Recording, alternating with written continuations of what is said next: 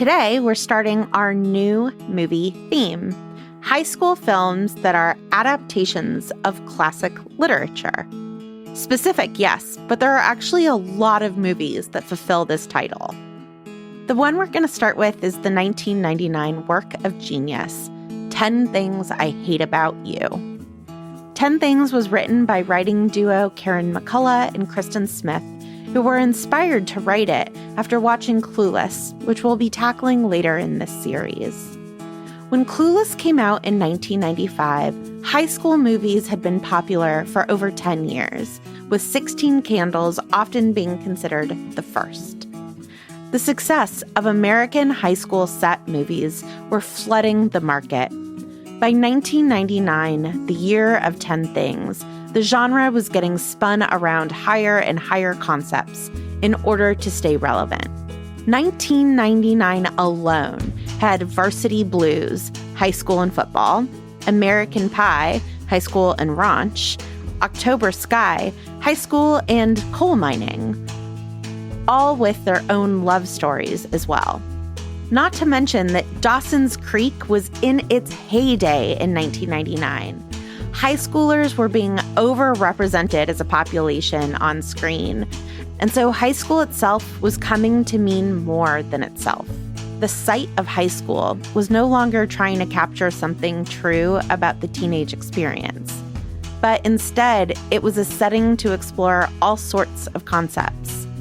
The American high school became the equivalent of the Georgian drawing room or the High Court of Elizabethan England, a place where life happens.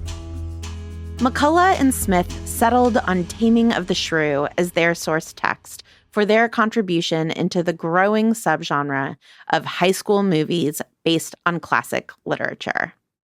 Taming of the Shrew, one of Shakespeare's comedies, is deeply problematic.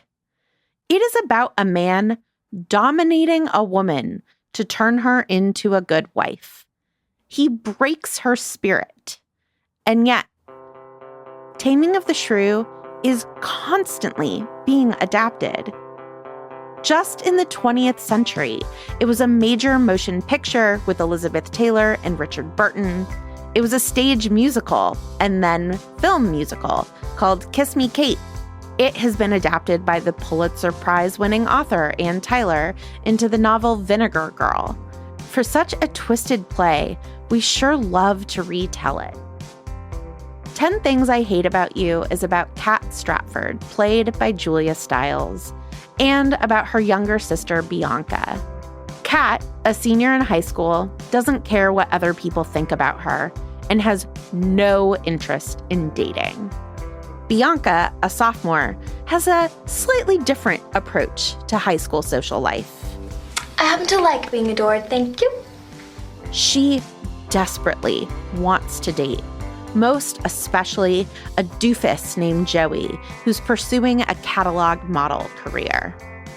Their dad, a single father, makes them a deal.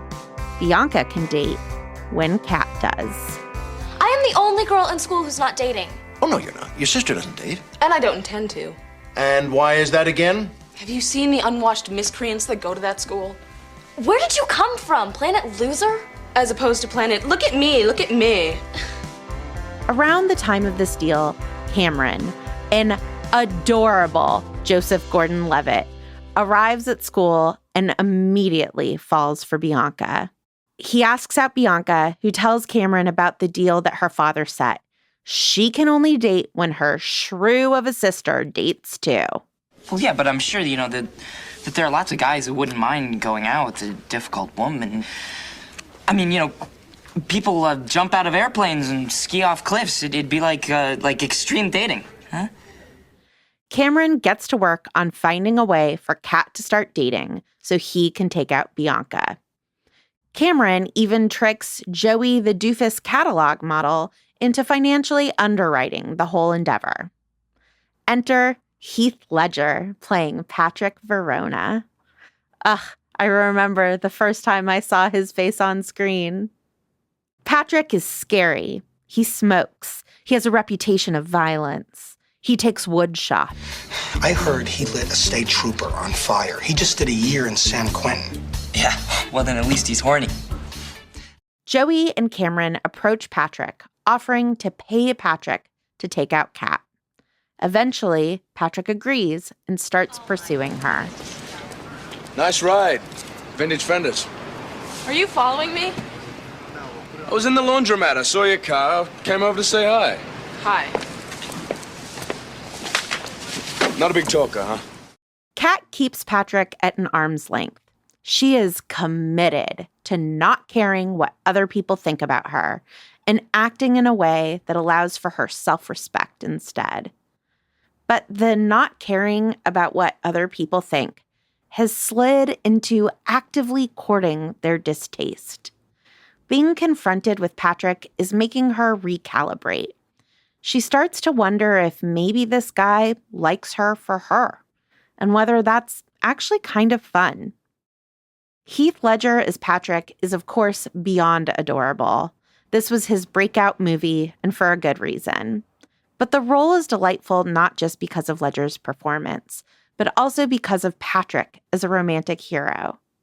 When Kat is drunk and tries to kiss Patrick, he says no. She's not truly consenting if she's drunk. When she feels humiliated by that no, he sings to her in front of the whole school, getting sent to detention. You're just too good to be true. Can't take my eyes off of you. Patrick is a really good guy. Here is Dr. Katrina Giltra, the author of Hollywood Romantic Comedy, on Patrick's characterization. The thing that's different about Patrick is he doesn't have to change. He just has to show who he really is. Everything that we knew about him at the start of the film turns out to be gossip and rumour, and none of it's true. So he doesn't have to learn to be different. He just has to learn to show Kat who he really is. It's about a male character opening up and being vulnerable. I think that's one of the reasons why that Patrick and Heath Ledger's performance as Patrick is so striking and memorable, is that there's a sort of vulnerability to that character, which then obviously takes on a kind of iconic status after what happened to Heath Ledger. Even though Patrick is great, he is lying to Kat and actively getting paid to take her out. So there has to be a comeuppance. And it, of course, happens at the prom. At the prom, Bianca realizes what a jerk Joey is and goes to Cameron instead. But also at prom, Kat realizes that Patrick has been getting paid to date her. Prom is a festival where the truth comes out and chaos ensues. Here is Katrina Giltra on the role prom plays not just in 10 Things I Hate About You, but in high school movies in general. The prom trope is a brilliant way to climax a teen movie because it is a spectacular event. It's a perfect location for things to kick off. It's a moment where you can have the final transformation, the makeover, the payoff, the Cinderella goes to the ball kind of moment. So it's the teen movie version of a wedding. It's the teen movie version of everybody finally coming together and all the subplots getting resolved. A lot of people might see that as quite a conservative way to end a film as well. So one of the things that's very often said about romantic comedies, certainly in the 80s and 90s, is that sense of the return of the wedding, the return of a social occasion, ending with a sense of applause, literally, diegetically, of characters applauding the couple in some sense. That's how prom plays out for Bianca in this movie, but not for Kat. Kat leaves the prom humiliated that she fell for Patrick despite her better instincts, and that he played her. She has to do the thing that she hasn't done the whole film: go vulnerable. Kat reads a sonnet aloud in her Shakespeare class, not in iambic pentameter and not with the right sonnet rhyming scheme, telling Patrick how much he's hurt her. I hate the way you talk to me and the way you cut your hair. I hate the way you drive my car. I hate it when you stare. I hate your big dumb combat boots and the way you read my mind. I hate you so much it makes me sick. It even makes me rhyme. Patrick, takes all of the money that he made dating Kat and buys her a guitar with it. I loved Kat in 1999, but she feels like just as much of an icon in 2025. She likes riot girl music. She critiques the dead white men are the only authors on the curriculum. She doesn't find negging flattering. But also, she's scared and defensive. She's mean to her sister and wants women on the English curriculum, but forgets that maybe people of color belong there as well. This is one of the things that is at stake in a high school movie. What is it about our characters that they need to outgrow in order to thrive as adults? And what is it about their younger selves that we want them to hold on to as they cross over the precipice out of high school and into adulthood? Here is Katrina Giltra again. The fact that it's a single dad in Pretty in Pink and in 10 Things I Hate About You hadn't really occurred to me before until watching them close together again. And that does mean I think there is a very particular kind of father-daughter relationship going on in there, where the father is not necessarily overprotective, a sort of princess feel to it, of daddy's little princess feeling. And how does a young woman grow out of that? How does she negotiate her way past that to do what she wants to do with the rest of her life? Even though this movie is undoubtedly a romance, Kat's arc isn't entirely about getting the guy. The arc that is set up for Kat at the beginning of the movie and is paid off at the end is about her education, not her love life. In an early part of the film, Kat gets accepted to Sarah Lawrence, which is in New York State, 3,000 miles away from Washington, where the Stratford family lives. Her overprotective father says no to this at the beginning of the film, but the music swells at the end when he tells her he's sent in the check. The band rocks when she kisses Patrick, but the emotional payoff of the film isn't who Kat is going to make out with, but what her first choice as an adult is going to be. Kat may change some in the film, get vulnerable in a way that she wasn't planning on doing, but she also gets exactly what she always wanted. I'm Vanessa Zoltan. I'm Hannah McGregor. And this is Hot and Bothered.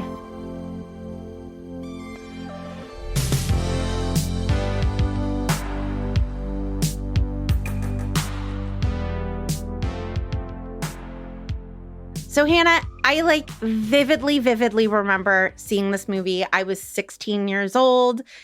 The first time you see Kat on screen, that zoom to Julia Stiles, I remember having this, she's so beautiful and cool. And the Joan Jett comes in to yep, block out the Bare Naked Ladies. And I was a big Bare Naked Ladies fan, to be clear, still am. But then, Hannah, I remember the first time I saw Heath Ledger on screen, and it was another gasp. It was a gasp. And I saw this movie with Laura Kelly, and I was like, who is that man? And I must have said it out loud because she was like, that's Heath Ledger. He's been on MTV for a while. And I was like, ashamed that I hadn't known about him until that moment. I mean, this was his breakthrough role. So this was when a lot of us I wasn't behind. Found out about Heath Ledger. This was the introduction of Heath Ledger to a mass audience. And the moment when we all became collectively overwhelmed. Man, I was a Heath Ledger fan. I don't remember when I saw this movie for the first time. I vividly remember when I saw A Knight's Tale for the first time, but that's a story for a future season. Oh my God, I love that movie. This is a movie that feels like I've always known it. Like Sure. I have never not watched this movie. Yeah. But the rewatching, what struck me is, we've got this contrast, even in that first scene, this contrast between a kind of fun, upbeat, bubblegum femininity signified by these 4 girls in a convertible, and they're listening to Bare Naked Ladies and they're having a good time. And then Kat pulls up in her junker of a car blasting Joan Jett. And it's ooh, she's a badass. But the movie at no point wants to make us choose between those two possibilities.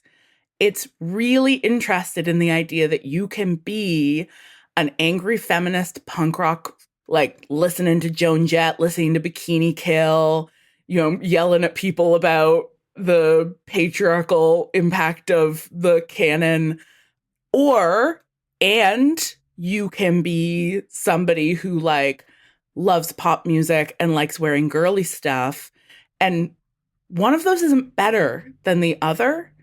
The movie does have ideas about what kind of behavior is better than other kinds of behavior. And it's got ideas about shallowness and selfishness. But it's such an interesting moment of like, we're coming out of the Riot Girl era. We're heading into a period that was very bad for feminism. The like bubblegum misogyny of the 2000s, the way that pop stars like Britney Spears were treated in the tabloids, the like absolutely wild policing of women's bodies. Like it's a bad era for feminism and a hard time to be a teenage girl. And this movie to me has like so much time for how hard it is to be a teenage girl and so much compassion for the many different ways people go about it. And this movie does laugh at both of these groups of girls, right? But like more with and more one-to-one than I realized. So Kat Stratford is the embodiment of this like punk rock feminist. Mm-hmm. And then her sister Bianca is like the bubblegum, like summer dress feminist. She's not a feminist. Girl. Yeah. I don't know if I want to say that she's not a feminist, but I'm very comfortable calling her a girl. But first of all, Bianca's critiques of Kat are often not wrong. Yeah. Like, just let me be me. Like, just because you judge me doesn't mean that who I am is wrong. Mm-hmm. But the real moment that, like, saves this movie to me from being totally, like, Kat good, Bianca bad is when Kat is walking with her friend Mandela, played so well by Susan May Pratt, who can do no wrong in my eyes. Kat says, "We're not going to the prom to take a stand." And Mandela says back, "Oh, great. We'll do that for a change." They're laughing at themselves. Like it is self-serious feminism, but it is also like lighthearted, fun, punk rock going dancing feminism. It makes feminism look fun. And I love that. It makes feminism look fun. And it also recognizes that the feminism of teenage girls can be a bit obnoxious and can be a bit short-sighted because, the other really interesting scene is one of Kat's first sort of feminist rants happens in her high school English class where she is very clearly railing against the like misogynist environment in which she is embedded. Like there are a lot of terrible teenage boys in her classroom. And she, goes on this feminist rant. And then her English teacher, who is Black, is like, "Yeah, cool, like upper middle class white girl. Tell me more about how oppressed you are." It's this moment that's just like a reminder that like, Kat's not wrong. The teacher is not siding with these terrible boys in her class. He knows they're awful. And also, he's like, "You're a little myopic when it comes to politics." And like, that's fine. You're in high school. You will go and experience more of the world. You will learn more. You will gain more, probably a more nuanced political education as you move forward. But there is this way that watching this as an adult, I'm like, oh, I can feel the way this movie was written by adults who have both enough of a perspective on teenagehood to know what's a phase, but are not dismissive of it.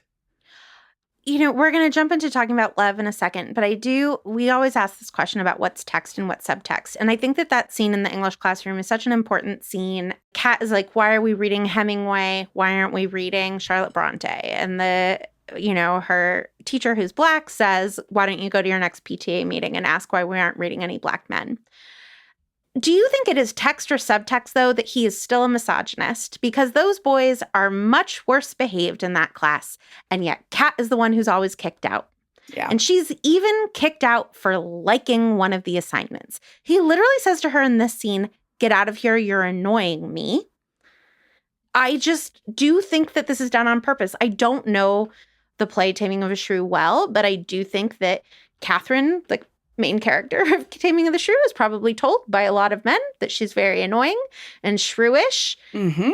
She sure is. I don't know. He just also seems like a misogynist. Yeah, I mean, we could take a step back and from the perspective of intersectionality say, like, well, he certainly doesn't name any Black women writers, does he? Exactly. We are doing the classic non-intersectional thing of pitting white women against Black men. There's no Black women mentioned in this. There's only Gabrielle Union, who's the bad guy.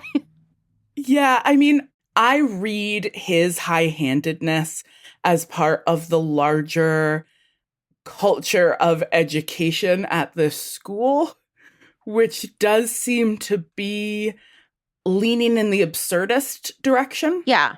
Like the behavior of all of the teachers and adults is like pretty comical and pretty slapsticky.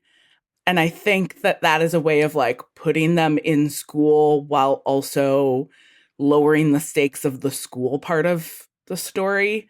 So you never really feel like anything's that important when it comes to like how people are doing in class or like what their performance is. If they're learning. Yeah, because like we've also have our guidance counselor character who's actively writing a smutty romance novel during sessions with students.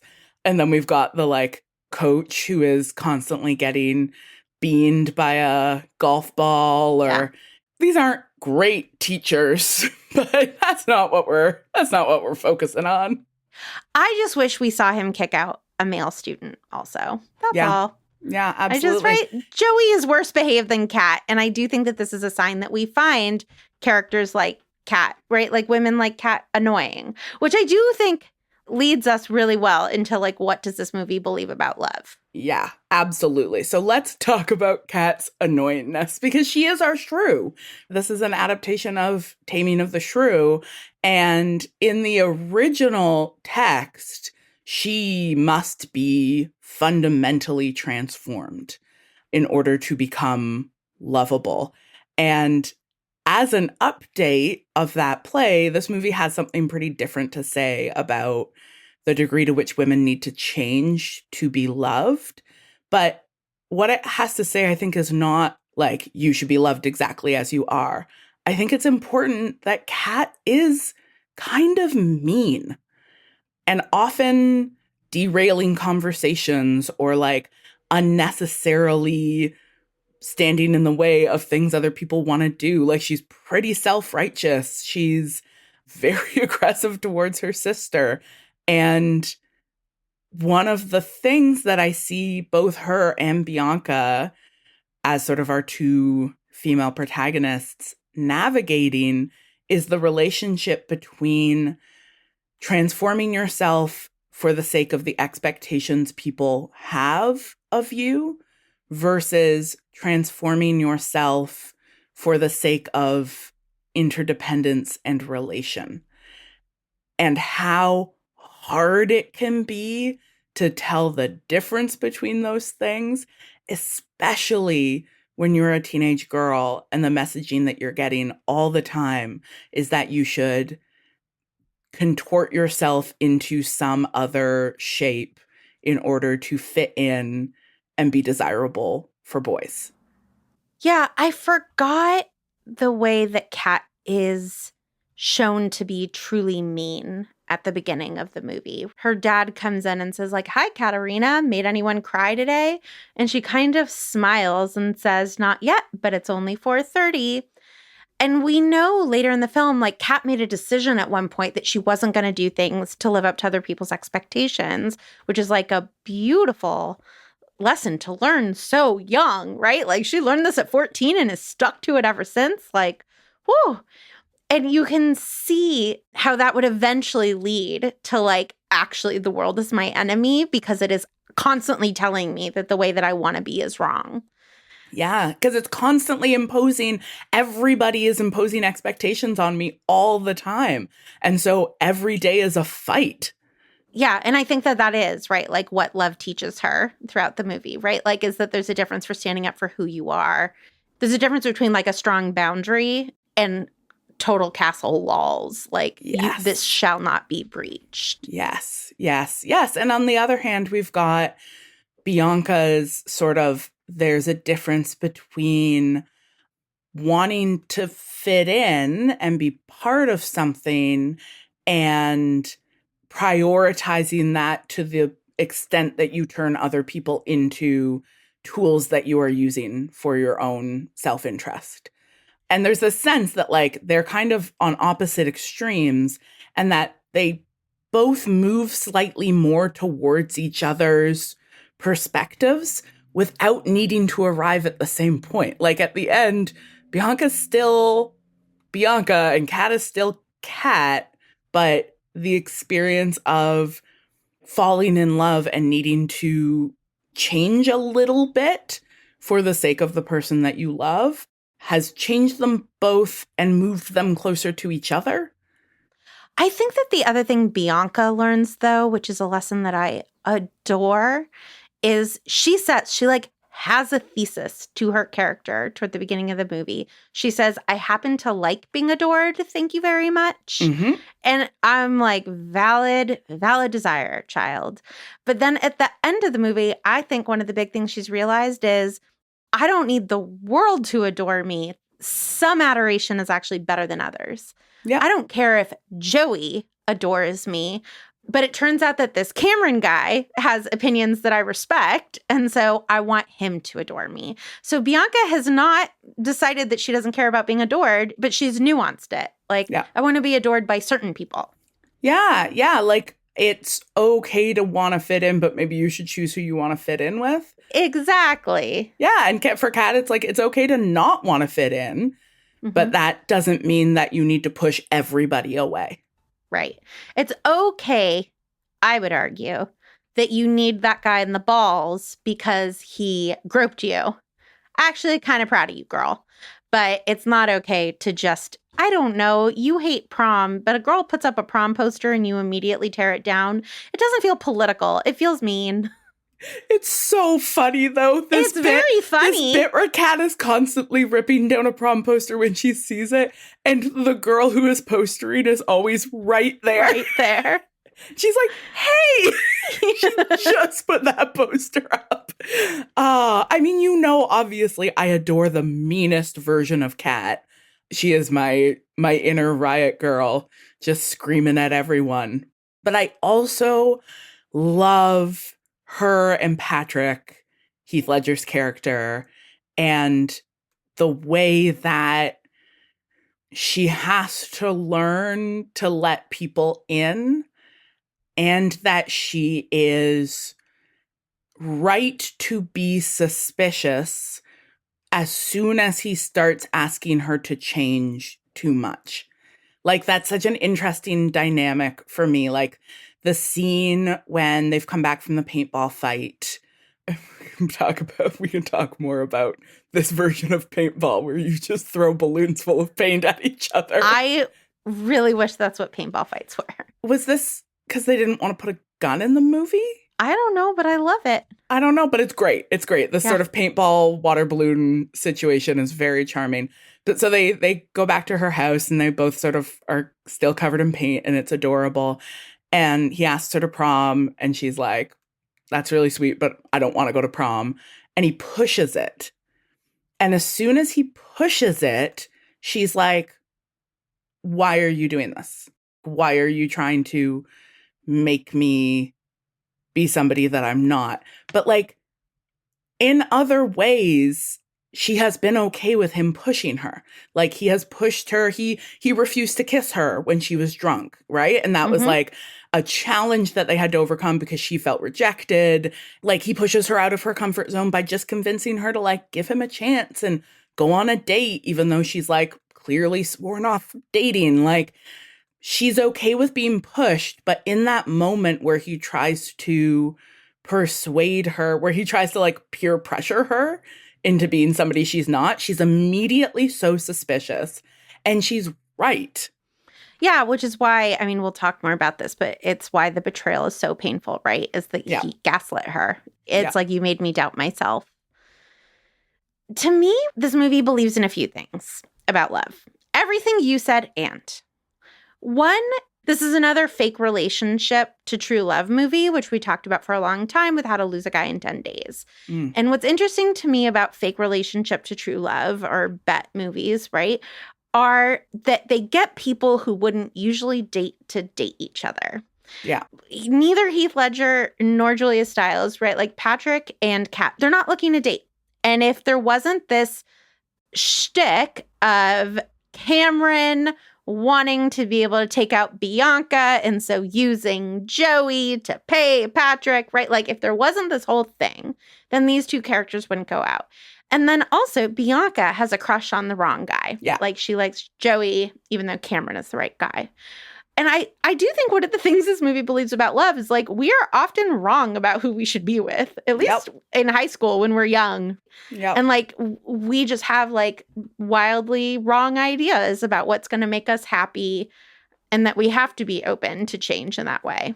You know, one of the things I find really interesting about that through line is how Shakespearean it is and how often Shakespearean romances introduce some level of chaos, confusion, misidentification, trickery, and that a lot of that is about the fact that Elizabethan culture was incredibly structured and incredibly hierarchical. And the sense that, like, you fit into one spot in the world and you stay in the place where you fit in, and the need sometimes for structures to be turned upside down in order to move people outside of these sort of ossified social roles. So we see that in, like, you know, A Midsummer Night's Dream. We need fairy magic to, like, mess up the, like, political machinations that would force the wrong people together. And the version of that in so many of these high school movies is the clique. But it's making a similar argument about, like, we ossify into these identities and these social roles that mean that we don't come across the person who might actually be a great fit for us, or we don't take seriously a person who could be a wonderful romantic partner because they're in the wrong position on the social hierarchy. Like, Bianca doesn't take Cameron seriously because he's not cool. And she wants to be cool, and he hangs out with a nerd, and Joey is the cool guy. And we need this sort of artificial conceit of the, like, the fake dating and the bet and the all of the, you know, behind the scenes manipulations in order to throw people together with somebody who these structures normally wouldn't let them spend time with. But when you break those structures up a little bit, it's like, oh, wow, actually, personalities. Yeah. The other thing that I think this movie believes is that grand gestures matter, which I do think part of the grand gestures matter thing, it is like vulnerability matters. Yes. Kat and Patrick are only able to get together after she reads her sonnet aloud and says, like, I hate that you didn't call. I hate that I don't hate you. It's very vulnerable, right? She is publicly saying to this guy, you hurt my feelings and I love you, right? And then he buys her a guitar, which is vulnerable in that, like, he's truly admitting he's wrong, right? He's like, I have taken all the money that I was given for this and put it towards something for you. And more money probably than what I was given and put it towards something for you. Yeah. And then obviously, you know, the most famous scene in the movie, Heath Ledger seducing the whole world with Can't Take My Eyes Off of You. Every single one of us, regardless of gender, sexuality, nationality, age, we all fell in love with him. I think it might be one of the only things that can bring the whole world together, Hannah, is the charm of him dancing on the bleachers to Can't Take My Eyes Off of You. When the security guards have him by both arms and he does sort of a can kick, there's never been anything more charming. There have been things maybe equally, but nothing more. But right, like that is, it's even explicitly said, like she feels humiliated because you rejected her kiss. By the way, one of the key moments that makes this movie stand up. But she understandably is embarrassed. She's embarrassed that she did that. He didn't do anything wrong, but she's embarrassed. Yeah. And so, Cameron says you have to equal the playing field. You have to humiliate yourself. Yep. And so he goes, right, like vulnerability for vulnerability. And I feel like the fact that like, that is incrementally done. So like she embarrasses herself by going in for the kiss. So he embarrasses himself by dancing. And then she embarrasses herself by flashing the teacher, right? Yep. Right? Like there's just this like falling in love is going to take you kind of humiliating yourself or risking humiliating yourself again and again. 100%. And that vulnerability is what really shows people like that you have to let down those walls a little bit to let people in. And that it's scary. It's like scary and it's risky. Risking humiliation. Yeah. You don't actually know what people are going to do when you make yourself vulnerable. That's the thing about vulnerability. And we see that this is part of Kat's backstory, is that she did something she wasn't comfortable with. Like she slept with Joey when she was young. And she did it because everybody else was doing it. And she thought that she needed to do what everybody else was doing. And like deeply regretted that choice. And so we see that like she's refusing vulnerability in part because she has done it before and it was not treated with kindness or tenderness or compassion or probably a particularly robust understanding of consent. And this is why Patrick's betrayal at the end of the movie, when she finds out that he has been paid to take her out, is so hurtful because right, like the girl who has been tearing down prom posters went so vulnerable that she like went out and bought a dress and had her hair done. She is showing up to the prom because he asked her to. And she went against her better judgment. Her hackles were raised. And she was like, he says that it's because of the pleasure of my company. I'm going to go against my own instincts and believe his instincts over my own. And I was right. I mean, that is just, that's hurtful. Rough. It's a rough betrayal. And it is a convincing reunion. But let's save that for next episode because we can really talk about the reunion for a while. Okay, subtextually, Hannah, what does this movie believe? This one took me a little while, but I was thinking about it earlier this morning, and I was thinking about Kat's story and how Kat very pointedly does not want to date anybody. That is like a defining feature of her character. And then Bianca and Cameron go through her underwear drawer and find her black underwear. And Bianca's like, this means that she actually does want to date people because you don't have black underwear if you don't want anybody to see them. Which is horrible logic. Absolutely horrible logic. Just not the case. Objectively untrue. And we ultimately find out, right, that like Kat being closed off and not interested in romance is because she had something traumatic happen to her. And that subtext that anybody who isn't actively pursuing romance has been traumatized in some way is a subtext that really broke me for a lot of my life. Like, it's a subtext that had real negative impact on me because I, as some listeners might know and some may not, I am asexual and aromantic. And as a high schooler and all the way through my 20s and like a little bit into my 30s, honestly, a really significant part of my life, was so convinced. I mean, I didn't know that was an option. And so I was really sure there was something wrong with me. And because of these subtexts, was like really searching for some sort of like, well, what happened that broke me? And how do I fix it so that I can want the thing that every cultural text is telling me I have to want?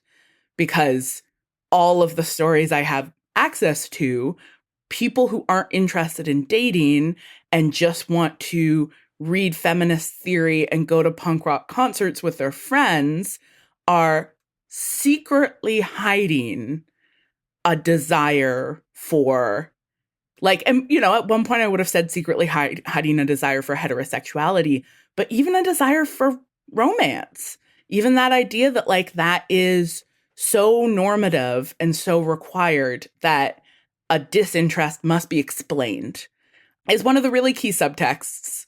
I mean, to romance as a genre in many ways, but to this one in particular because of the way that Kat's trauma is positioned. And, you know, it took me a really long time to learn that, like, romance is not obligatory and that a lack of interest in it is not inherently a sign that there is something wrong with you. I mean, it is legally obligatory in a lot of ways, though, right? Like, our entire legal system is based around it. What was shocking to me, Hannah, before I was married, I was partnered with my husband for years. And I tried to pick up his medication on multiple occasions. And they would say to me, you can't pick up medication for your boyfriend. And then we got married. And I said, I'm here to pick up the medication for my husband. And they did not ask to see my marriage certificate. They were just like, you used the magic word. Yeah. And I was like, this is madness. Yeah. I mean, this is like queer folks, poly folks, anybody whose lives take at all non-normative shapes, who are not sort of giving into compulsory heterosexuality, are constantly coming up against these structural barriers, right? That, like, heteronormativity isn't just a cultural text, it's imposed at a legal and institutional level in many, many ways. But yeah, like, when I sort of took that step back and was like, what's the subtext of this movie? I was like, ooh, yeah, there's one pretty key one going on here. What about you? What subtext stood out to you? I mean, the first one that I'll say is just like a Shakespearean one, which is just like, the more straight, attractive people who fall in love, the better. Yeah. It's Kat, it's Bianca, it's their friends. Even Gabrielle Union gets paired off, right? Like, even the bad guys fall in love. Yeah. I mean, I don't read Gabrielle Union's character's conclusion as falling in love. I read her as getting thrown under the bus. And as the only Black woman in the movie, I think she's treated quite badly because she inexplicably betrays Bianca. I know. Like, she just suddenly, with absolutely no earned time, is turned into the villain of the piece by showing up at prom with Joey. But certainly the Shakespearean sense that a comedy ends with everybody being partnered off, it's there. Yeah. But the subtext that irks me is that not caring what other people think is going to lead you to being mean and, like, actively delighting in, like, people crying. Seems like a not great subtext. And it is what Kat unlearns. I love that Kat is somebody who's like, I want to double check everything that society is saying to me. Yeah. I do think that the movie is telling us, like, be careful. If you do that too much, you're going to take not caring what other people think to actively being awful to them. I mean, the movie certainly does think that. I'm pausing to be like, do I think that? And I think maybe I kind of agree. Oh, I don't. Like, I think part of what is up with Kat is a kind of rampant individualism, which is part of her white feminism, which is like, it's me against the world. And I think interdependence and interrelationality is really vital to an actual feminist movement. And I don't see, like, I mean, I think Kat needs to go off to college and get involved in movement work, which I'm sure she will. I think that if Kat was a total loner, I would be more worried about that. I do think that the friendship with Mandela, like, sort of does a lot, is supposed to do a lot. And she loves bands and loves art and is going to things, right? Like, I don't see her. She's at the little indie bookstore. She's at the music store. She's, like, participating in her community. It's just not a high school community. Right. And the way she articulates it, I think is really beautiful, where she goes to Bianca to be like, there's a reason why I am the way I am. Yeah. And it's this, I do like that the movie doesn't have it as like a big T trauma, right? Like it's not like Joey has assaulted her, right? But like she felt pressured into having sex and regretted it. And then he was a jerk to her about it. And she's telling Bianca this, and she says, and then I decided that I was never going to do something just because everybody expected me to. Yeah. I think that message is so important, of like not doing things just because people expect you to, that I wish it was given without any bitterness to it. Yeah, I mean, and she has to learn that not doing things because people expect you to is not synonymous with not doing things because people want you to. Right, because it'll make them happy. Yeah, that's like not inherently a betrayal of your values. Right. Yeah, I mean, I love how mean she is. And I agree that there's a little bit of like, don't be too feminist. Nobody's going to like that. Which, obviously I think that her driving her car into Joey's car rules. But I think maybe also the movie agrees. Yes. But her father sure says to her, my insurance doesn't cover PMS. Oh, does he ever? What a bad dad. Bad dad moment. Oh my God. Speaking of bad parents, should we get into our theme? Yes. What do you think? This is our I think our first official high school movie in our high school romance arc. Though of course we have already watched Pretty in Pink, which is also a high school movie. But what do you think we're learning about our new theme? So I don't know why I am 42 years old, but it took me till now to realize that what I'm about to say is true.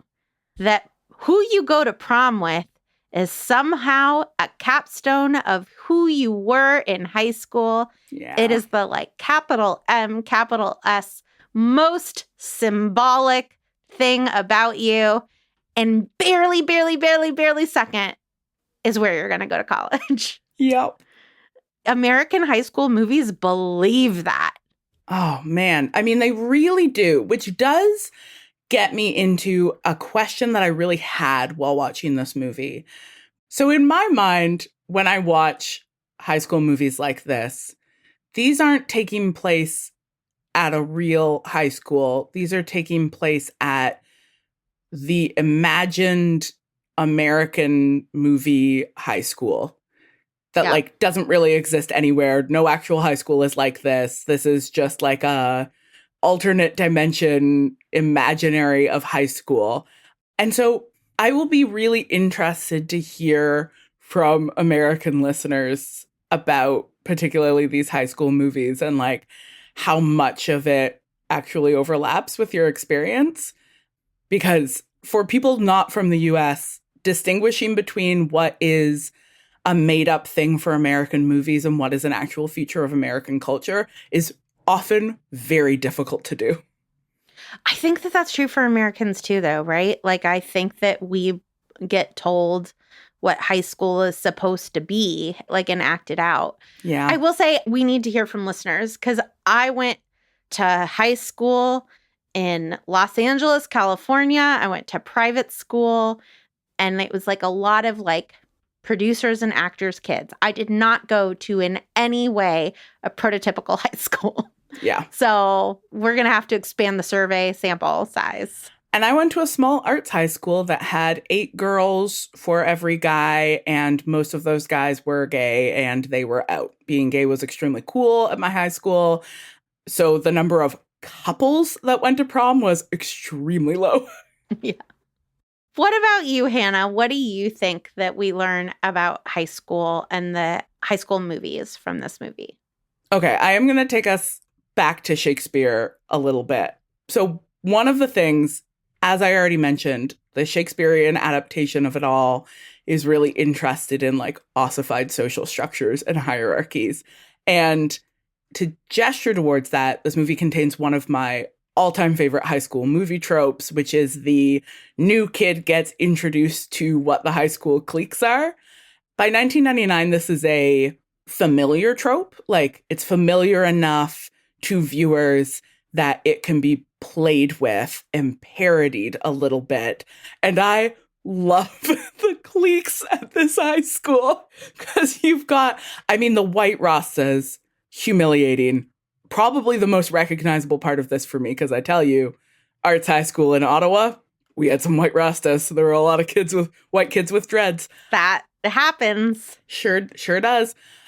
The fact that one of the cliques is just cowboys and that they're just dressed as cowboys and doing rope tricks at like lunch break is so funny. It's so silly.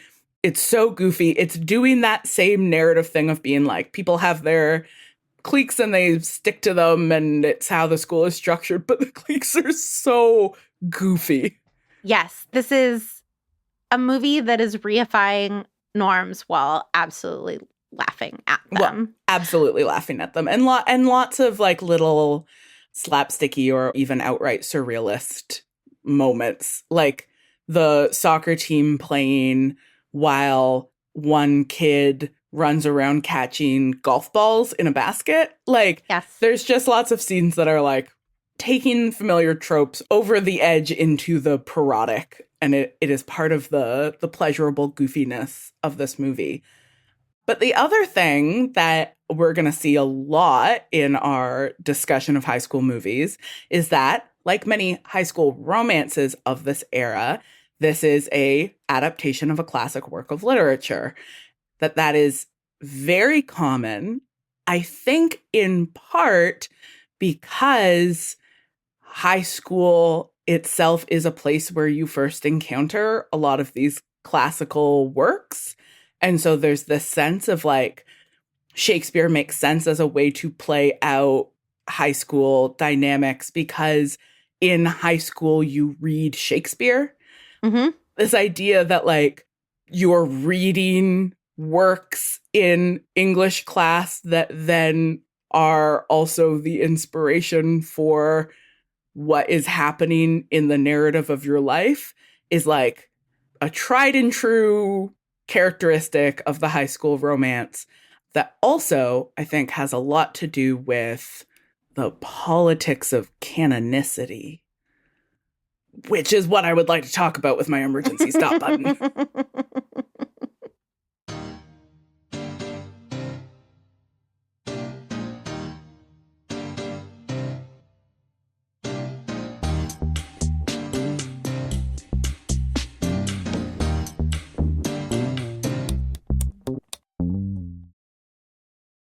I just want to say that as a former high school teacher, whenever I had to teach something that there was a modern adaptation of, I was just so grateful. I was like, look, this is so relevant that it's Clueless. Look, Taylor Swift also likes Romeo and Juliet. So part of the reason why high school teachers are like desperately trying to find contemporary relevant adaptations is because high school curriculum is structured around these wildly antiquated understandings of the literary canon and the Western tradition as though these are universal stories. And particularly the construction of Shakespeare as a ahistorically, universally applicable set of narratives that, you know, like at one point the English teacher in this movie raps a Shakespeare sonnet and then is like, yeah, I know he's a dead white guy, but he was a genius. He's so also we like, good. Like we let it Yeah. pass. And this construction of Shakespeare as like the greatest writer who ever lived, a genius, a one random frickin' guy from Elizabethan England who inexplicably you have to read one of his plays every year in high school. Like, Yep, that's what we did. What's that about? Why did everybody agree that we had to take our annual Shakespeare medicine rather than the like thousands of other significant white European writers, let alone the global tradition of writing. And there's a really specific history to this that has to do with, like, Shakespeare was a minor celebrity in his time, but certainly was not the greatest writer to ever exist. Indeed, the question of whether Shakespeare was actually a particular person who wrote all of these works is contested. But what most serious Shakespeare scholars agree is that while his sonnets were more likely his own work, plays were written collaboratively. They were created by the troupe. A lot of roles would have been hugely shaped by the first person who portrayed them. So the idea that, like, Shakespeare is this genius sitting alone in a room creating these stories that then are universally appealing for the rest of time is, like, it's not historically accurate to start. But then it also ignores, like, the many things that happened historically to turn Shakespeare into this guy everybody needs to know about. And that, you know, had to do with the celebrity of David Garrick in the 18th century. It had to do with, you know, the way that he then built a popular Shakespeare that was, like, not just for people who studied literature, but for everyone. This idea that, like, Shakespeare was a thing that everybody went to, which then became very popular during the Victorian era. Shakespeare became tied in with a kind of nationalism. Obviously, in the middle of the British Empire, we're going to be deeply invested in the idea that, like, reading particular British writers is mandatory in order to understand the world or human nature. And then that idea gets spread via the imperial education system all over the world. This construction of Shakespeare as a singular genius. And it's remarkable the way that that has held on. The fact that the US fought a whole war to get the British out of your country, but you still make your teenagers read Shakespeare is a real reminder that imperialism persists beyond actual military control and political control. That, like, that idea that everybody's got to read Shakespeare rather than, like, everybody's got to read the Epic of Gilgamesh or the Bhagavad Gita or Anna Karenina or, like, a million other works of literature. You know, the issue here isn't, like, Shakespeare plays are fine. Some of them are quite good. I personally prefer them in a slightly more compressed form. I'll always appreciate a slightly compressed Shakespeare. I don't think that they were meant to be quietly sat and listened to. I think you were meant to, like, be drunk and having a conversation with a friend while you were watching Shakespeare. That's why so many of the plot points get repeated so many times. But, like, sure, yeah, Shakespeare, absolutely. I don't have a problem with the guy. Just this idea that there's some universality to Shakespearean narratives is so goofy. Yeah, I will say, as someone who was forced to study a Shakespeare play every year of high school, and then was forced as a high school teacher to teach Shakespeare, I got a lot more out of teaching it than I got out of studying it. Teaching Romeo and Juliet for, like, the third time, I was like, this thing's great. This is so good. So that's really what I recommend to everybody. Teach a Shakespeare play. And it'll become really good. Real good. So, Hannah, you should watch this movie if your little feminist heart lights up at a casual reference to Bikini Kill. Vanessa, you should watch this movie if I, like, have such an earnest answer to this, but you need grounding and remembering not just to do things because other people expect you to. You know what? It's because this is a good movie. I know. Just, like, live into your personal integrity, everyone. Value the people you value and no one else. I want to talk about this movie for a whole nother episode. Can we do that? Yes, we can. Next week, you and me, we will discuss the last scene. Amazing. Can't wait.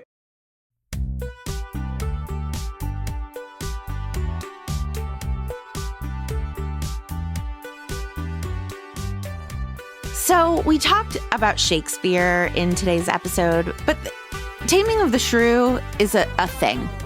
It's a thing within the Shakespeare canon, right? This is a highly problematic play.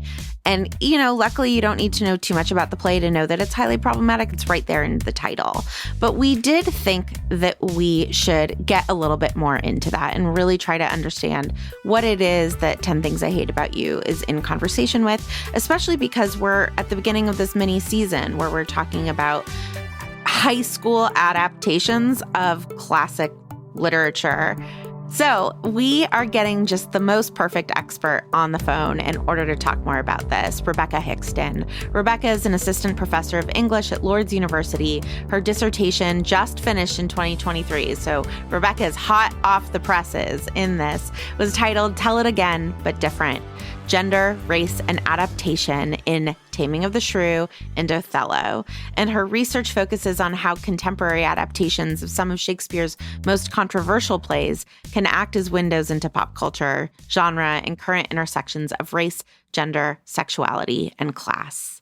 Let's get Rebecca on the phone.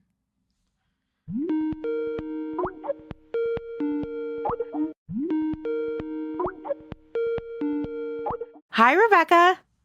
Hi, Vanessa.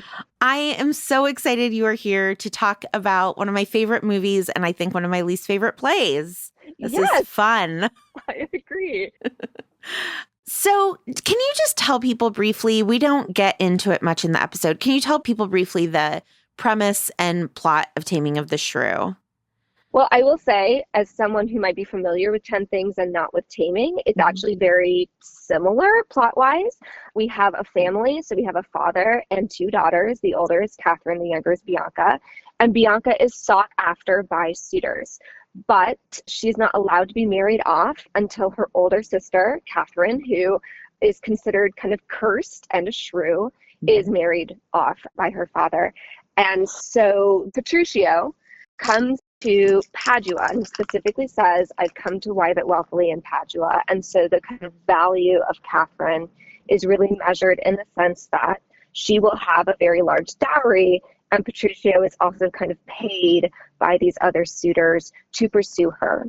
And so his goal really is her money, what she comes with. Mm-hmm. And so he is going to take her to wife whether she wants it or not, and she does not want it. Mm-hmm. And unlike a lot of Shakespeare's other marriage comedies, the marriage comes partway through the play. Interesting. And so, yes. And so for kind of performance sake, the marriage is not in any way romantic. Right. It happens by necessity. And then after that, we do have this kind of continuation of a subplot also where there were suitors who were trying to woo Bianca in secret. Mm-hmm. And so that's happening in the same way that it happens in 10 Things, where one pretends to be a tutor. Mm-hmm. And then another one actually pretends to be a music teacher, but Joey isn't smart like that, so he doesn't do that. And then Catherine goes home with Petruchio and is slowly tamed. He doesn't allow her to eat. He doesn't allow her to sleep. He kind of exhausts her. He does kind of these almost like torture techniques. Those are torture techniques. Yes, in order to wear her down until she is exhausted and not able to resist anymore. And eventually he takes her then back to her home because her sister is getting married. So it's her wedding feast now, her celebration. And he continues to kind of convince her to do things that she doesn't want to do, until he asked her to kind of teach the other wives how they are meant to behave. And she gives this very famous and very kind of controversial speech at the end about how a woman owes allegiance to her husband, her lord. So it doesn't sound very romantic, and that is my take on it, is that it's not romantic, but it is often adapted and performed as a romantic comedy. It's so disturbing. Okay. In your dissertation, you give a lot of examples of critics who believe that Taming of the Shrew should no longer be adapted. Perhaps most succinctly, you talk about Shirley Nation Gardner, who wrote, quote, "No matter how you read the ending, no matter how you define the genre of the play, it is still a, quote, bad play."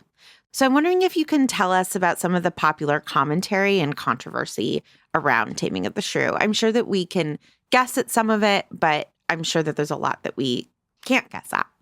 Mm-hmm. So, critics of the play, especially starting in probably the 70s, writ large on a lot of the romantic comedies, kind of poking holes in, how romantic is the ending, how heterosexual is the ending, and kind of trying to trouble a lot of the ways that we read his marriage comedies as specifically romantic comedies. But Taming, again, holds a very special place for a lot of reasons. It's one of his earlier comedies. And so it has a lot of farcical elements that his other plays don't. It almost has more in common with Comedy of Errors, which is very much a farcical comedy that also has a lot of violence, specifically violence against servants. And we see that also in Taming of the Shrew. And so there is this kind of element of like, what kind of comedy is this? And what Gardner also says is that basically this cannot be considered a comedy in anything but a misogynistic culture. And that, I think, has really stayed kind of this kind of touch point of, can we find this funny? And if we do, are we part of the problem? And so there are definitely a lot of specifically feminist scholars who, think it shouldn't be performed or have a lot of concerns about it being adapted, because it is most often done in ways that are meant to be kind of playing up, especially the first confrontation between Petruchio and Catherine, where they are really trading barbs in ways that do seem really witty, which is usually seen as kind of foreplay or kind of flirting in many ways. But that kind of ignores the context in which it's also happening with Catherine. So when it's performed, there's a lot of ways that it's done, and sometimes it's done as a dark comedy, and sometimes it's done as a farce, and sometimes it's done as a romance. The very few times is it done as a tragedy. So I think that sometimes you get a bit of a disconnect between feminist scholars who are kind of reading it a very specific way and audiences who do find it fun and funny to see these like people trading barbs, but also when it really comes down to it, seeing this man break this woman, why do we find that funny? And why is that it's still such a popular play to adapt and perform? Somebody should make it as a horror film. Yes. There's a 1970s adaptation by Charles Merowitz that makes it horrifying and really sad and tragic. And it's not a popular adaptation. Sure. I wish it was, because it's disturbing. Yeah. Did that answer your question about scholarship? Yes. I know I kind of went everywhere. No, I mean, it's the question at the heart of this podcast is, what is it to enjoy something while simultaneously being worried about its impact, or not even necessarily enjoying, but acknowledging that it existed and that it had an impact, and yet not wanting to continue to propagate the impact that it's having. And I think that's one of the central issues of what are labeled the problem plays for Shakespeare now, which are considered to be kind of politically or ideologically problematic. So the three main ones that are listed are Taming of the Shrew, which is seen as sexist and misogynistic, Merchant of Venice, which is seen as anti-Semitic, and Othello, which are seen as racist. Right. And it's just very kind of emotionally ambivalent response to these plays of like, okay, does it have to be seen as misogynistic? Or are there ways to save it? I think Taming the Shrew, to me, is one of the less controversial ones, because like Othello is also one of the kind of seen as central race plays for Shakespeare. So there's a very different conversation of, we want Black men or Black women to be able to play this part. And for a long time, it was the only thing they had access to. Right. Women have been able to play in Shakespeare for a long time. So we don't need that with Taming of the Shrew. It's kind of a different conversation happening. But Othello is a tragedy. So no matter what, we do recognize that like bad things are happening. But the fact that it's a comedy and that it's a marriage comedy, even if it doesn't follow the same kind of layout as a lot of the other kind of, his marriage comedies are seen as the basis of the romantic comedy. Right. But is it romantic? Can it be made romantic? Right. Your critique of Taming of the Shrew adaptations is centered on the context of something called pop feminism. And we've talked on the podcast about different forms of feminism, including post-feminism, but we haven't talked about pop feminism. So I'm wondering if you could explain that term for us. Yes. So, and pop feminism is very much coming from post-feminism, and a lot of the scholars who are working on it, like Emily Spears is a big one, are working from the previous scholarship on post-feminism. But it's feminism as depicted kind of very broadly in mass media. So it's really kind of neoliberal, it's capitalist driven. It sells. It's about making feminism more aesthetic. And so it's moving kind of from political action and change into a focus on individualism and celebrating a woman's individual freedom and female visibility without actually kind of challenging the frameworks that perpetuate gender inequality. So it is by nature, it is ambivalent because it like, for instance, 10 Things introduced a lot of people my age to feminism for the first time, you know, but it is also like very much kind of second wave, if we're going to go by that feminism. It's not as racially intelligent. Right. For instance, we even have Kat being critiqued by her English teacher, but we don't see him much. It doesn't actually become part of her narrative. So I think pop feminism, again, you can see it in a lot of very famous, popular TV shows and films from the 90s on.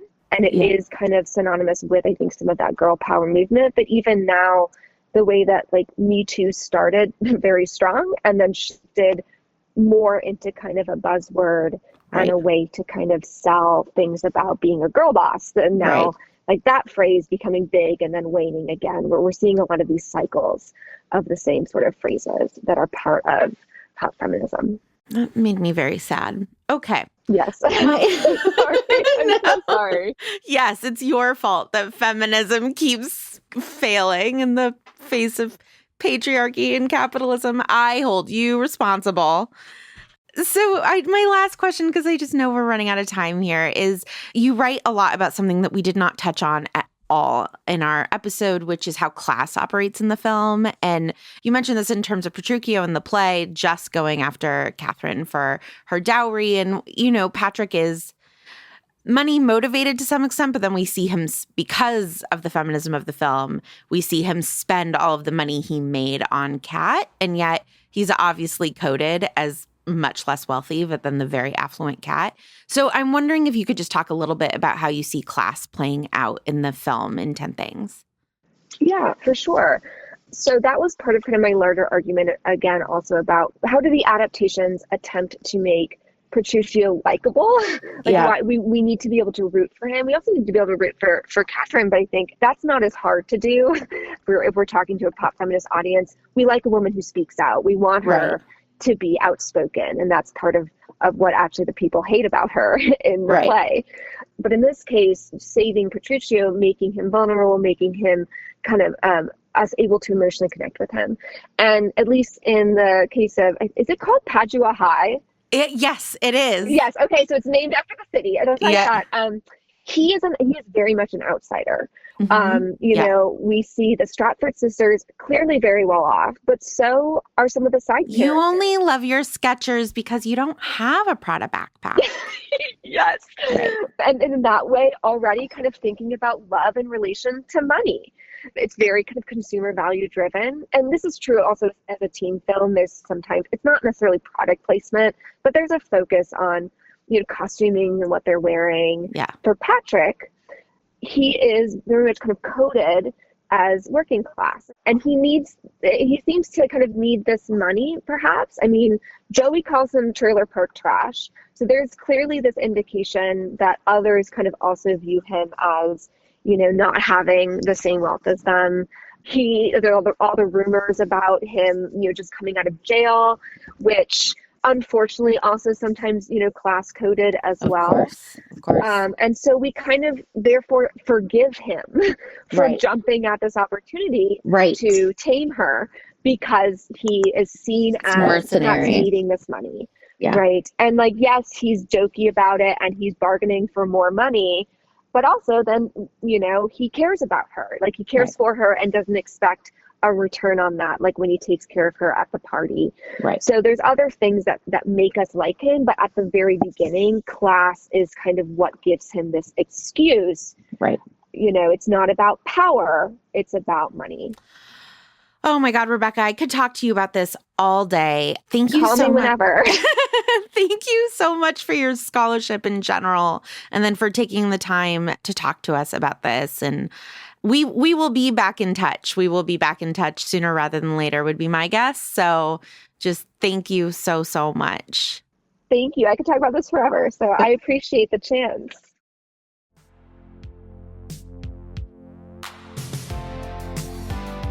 You've been listening to Hot and Bothered. We are a small show, so we need your support to run. So if you can, please consider supporting the show on Patreon at patreon.com/hotandbotheredrompod. If you love the show, please leave us a review on Apple Podcasts or Spotify or wherever you are listening right now. Just write it on a Post-it, 5 stars. We are a Not Sorry production. I'm the executive producer, and we are edited and produced by Ariana Nettleman. And we are distributed by Acast. Thanks as always to our soulmate level patrons, Molly Reilly, who we would chase through the airport to declare our love to, Becky Boo, who we wait for hours on the top of the Empire State Building for, Elizabeth Schweinsberg, whose heart we would play a game of one-on-one basketball for, and Lauren Bayer O'Connell, who we would pay to have your favorite singer come up and sing to you at the prom. And thanks as always to our team, Julia Argy, Nikki Zoltan, AJ Uramas, Courtney Brown, Anissa Ahmed, Danny Langley, and Stephanie Paulsell.